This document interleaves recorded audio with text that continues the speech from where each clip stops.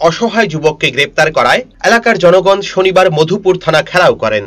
এলাকার নাগরিকরা সাত সকালে মধুপুর থানা ঘেরাও করেন। তাদের বক্তব্য, অসহায় যুবক রতন সরকারের নুন আনতে পান্তা ফুরায় অবস্থা। অন্যের বাড়িতে কাজ করে সংসার চালায় সে। শনিবার রাতে যখন ঘরে ঘুমিয়েছিল, মধুপুর থানার পুলিশ বলপূর্বক ঘরে প্রবেশ করে দরজা জানালা ভেঙে রতন সরকারকে গ্রেপ্তার করে নিয়ে আসে। এলাকার নাগরিকদের অভিযোগ, যারা অভিযুক্ত গাড়ি ভাঙচুর করেছে তাদের গ্রেপ্তার না করে অসহায় যুবককে কেন নিয়ে এসেছে, তাকে অতি দ্রুত ছাড়তে হবে, নতুবা তাদের আন্দোলন চলবে বলে হুমকি দিয়েছেন এলাকার নাগরিকরা। উল্লেখ্য, শুক্রবার দুপুরবেলা মধুপুর থানা গোপন খবরের ভিত্তিতে কৈয়াঢেপা এলাকায় গাঁজা বিরোধী অভিযানে গেলে কিছু উচ্ছৃঙ্খল যুবক মধুপুর থানার দুটি গাড়ি ভেঙে দেয়, যার পরিপ্রেক্ষিতে দুইজনকে গ্রেপ্তার করে নিয়ে আসে পুলিশ। পরবর্তী সময়ে শুক্রবার গভীর রাতে মধুপুর ৩০ কার্ড এলাকা থেকে অসহায় যুবক রতন সরকারকে নিয়ে আসে। তাতে ক্ষিপ্ত হয়ে ওঠে এলাকার জনগণ।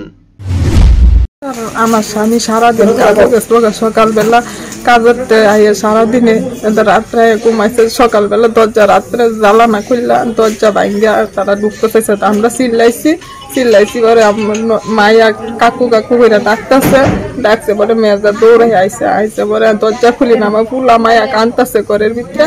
হ্যাঁ কইছে আমার দেওয়ারে কইছে দরজাটা খুলতাম, খুলছি পরে কাঠের নিচ দেখছে, কাঠেরতে বাইর করছে। আমার হাজবেন্ড কইছে আমি যাইতাম না, আমি সারাদিনে কাজ করে যাইছি, আমি কাজ করলে আমার খাবার নইলে খাবার নাই। তবু তারা জোর করতেছে, তারা মানে পুলিশে কইতাছে তার মানে কুলো কইরা লই আইব।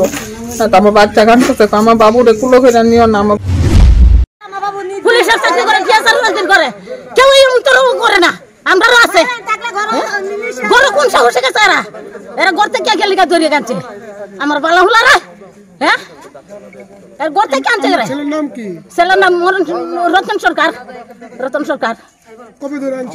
আজকে সকালবেলা 4টার সময়।